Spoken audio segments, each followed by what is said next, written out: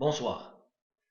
Aujourd'hui, on va voir l'un des outils les plus importants pour un infirmier gestionnaire d'unité de soins en rapport avec le volet de la gestion des ressources humaines, celui de la détermination des besoins en personnel nécessaires au bon fonctionnement de l'unité de soins. Tout d'abord, il convient de noter que pour déterminer l'effectif du personnel dont on a besoin pour inaugurer un nouveau service ou bien de renforcer un service déjà fonctionnel, il faut tout d'abord déterminer sa charge de travail.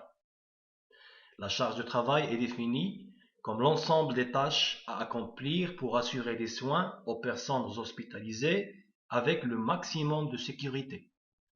Ce qui veut dire qu'il faut quantifier l'ensemble des activités effectuées par les infirmiers tout en garantissant qu'ils se fassent dans les meilleures conditions de sécurité pour le patient, mais aussi sans contrainte de stress professionnel ou de risque d'erreur pour le soignant. On en déduit donc que c'est un calcul des différentes responsabilités de soins requis par un patient et qu'il est conditionné par des normes quantitatives et des normes de qualité. Ces normes répondent aux objectifs qu'on se fixe. Ils varient selon la spécificité du service. Par exemple, un service de réanimation n'a pas les mêmes besoins qu'un service de médecine, de son niveau de technicité et de son adhésion aux évolutions technologiques. Comme exemple, un service de réanimation doté d'appareils sophistiqués a besoin de personnel infirmier spécialisé et des qualifications spécifiques en comparaison avec un service de réanimation moins équipé. Le type de patient aussi est un critère. Exemple, si les patients sont dépendants, on a besoin de plus de personnel et de personnel plus qualifié. Si le personnel est indépendant, ça change toutes les données. Et enfin, ça dépend aussi de la motivation du personnel à adhérer et à faire réussir le projet de soins de l'unité de soins. Donc les champs d'activité du personnel soignant se subdivisent en deux catégories. La charge de travail non mesurable, qui est invisible et inquantifiable, et la charge de travail mesurable. On va se focaliser sur cette dernière.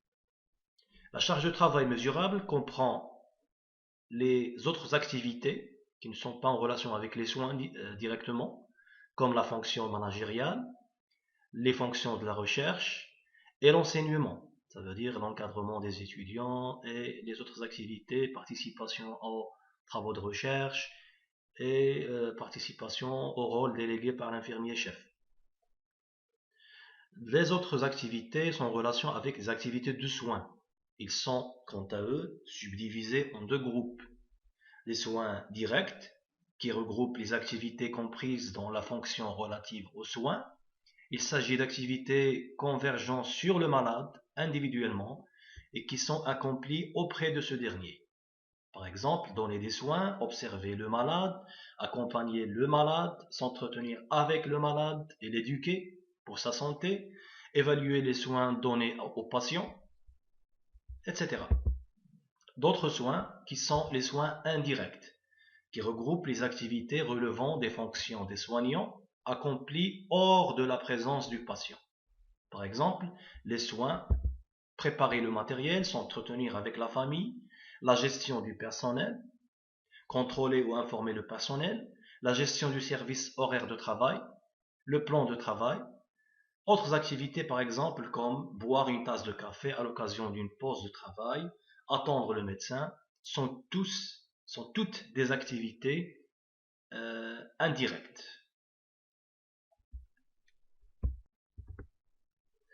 Si on arrive à rassembler toutes ces données, on pourra faire alors notre prévision et nos besoins en personnel.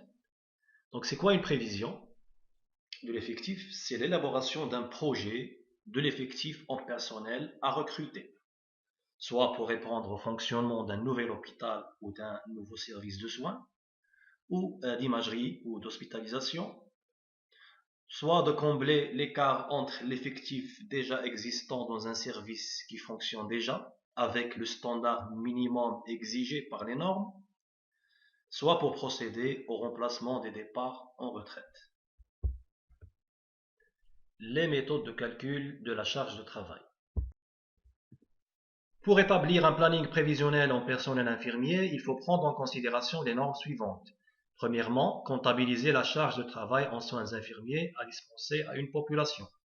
Deuxièmement, connaître le rapport entre le personnel infirmier et les exigences de l'unité en termes de la nature de soins, des qualifications requises, des spécificités des malades, de la technicité du service.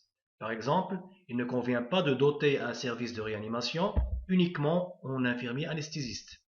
Il faut varier les profils en fonction des besoins et ne pas se focaliser uniquement sur le nombre. Et enfin, déterminer qui fait quoi, par quel mécanisme de collaboration et par quelle procédure de communication ces différentes catégories vont travailler et fonctionner ensemble. Il existe deux types d'analyse de la charge de travail. Une analyse axée sur le malade, c'est une méthode d'évaluation quantitative globale de la charge en soins requis directe pour un séjour par patient. Il s'applique en court, moyen et long séjour, mais ne mesure que les soins directs. C'est d'ailleurs une limite pour cette analyse. Deuxièmement, une analyse axée sur le personnel. Elle est subdivisée en deux types d'études. Une étude chronométrique, on va voir un exemple ici. Donc, elle consiste à calculer en chronomètre la durée en heures de l'ensemble des activités de soins infirmiers, soins de base, soins éducatifs et relationnels, les soins techniques, dans un service. On fait ça sur une année, comme vous pouvez le remarquer sur le tableau. L'exemple ici est d'un service de cardiologie. D'ailleurs, je vous demanderai de retenir cette méthode pour qu'on puisse, parce qu'on en aura besoin par la suite. On revient. On retourne au deuxième type d'étude, l'étude d'activité d'utilisation, l'écart entre la formation de base et les réalités du terrain. Cette étude consiste donc à partir de la réalité du service et de ses exigences pour ne demander que les profils et les qualifications qui peuvent vraiment apporter un rendement et combler les besoins spécifiques dans un souci d'efficience. Par exemple, dans un service de réhabilitation, on n'a pas besoin, par exemple, d'affecter un infirmier polyvalent. Ça serait du gâchis, ça serait du manque d'efficience.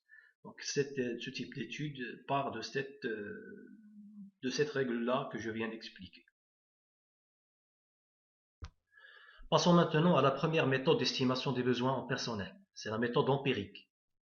Donc il s'agit ici d'estimer le nombre de personnes nécessaires pour une période donnée et un service donné. Si je prends par exemple, on me demande en tant qu'infirmier chef d'estimer les besoins en personnel pour un nouveau service de médecine à l'hôpital Mohamed V d'El Hoceima. Qu'est-ce que je vais faire? Je vais faire premièrement l'inventaire des activités à assurer dans ce service, en estimant quels sont les types de soins, quels sont les soins directs, les soins indirects. Ensuite, je vais estimer la moyenne du temps nécessaire pour chacune de ces activités, ce qu'on a appelé le chronométrage. Et puis, je vais discuter avec le personnel s'il y a quelque chose à affiner, à compléter, à ajouter. Et puis, si j'arrive à cette phase, qu'est-ce que je vais faire? J'ai un volume horaire, comme l'analyse chronométrique que j'ai déjà expliqué. Je vais comparer ce volume horaire et ces activités avec un autre service dans une autre ville, par exemple. Par exemple, je vais comparer ce volume avec le volume d'un service de médecine qui se trouve dans un hôpital provincial, par exemple à Tétouan. Et je vais comparer les activités. Si je trouve un service qui est comparable, je vais demander le même nombre de personnel qu'il y a dans ce service de médecine au niveau de Tétouan. Parce qu'on a des activités, un volume d'activités comparable, presque adéquat, presque égal. Donc, les avantages de cette méthode est qu'elle est relativement simple, elle est rapide, elle est peu coûteuse, et elle permet d'entamer une réflexion sur les activités du service et le rôle du personnel. Mais elle est moins précise que la méthode strictement basée sur la charge de travail. Donc, elle risque de légitimer une dotation inadéquate, soit je vais trouver le personnel qui est sous-occupé ou bien que le personnel est suroccupé. Parce que je n'ai pas entamé une méthode strictement scientifique pour calculer mes besoins. J'ai fait seulement une comparaison avec un autre service.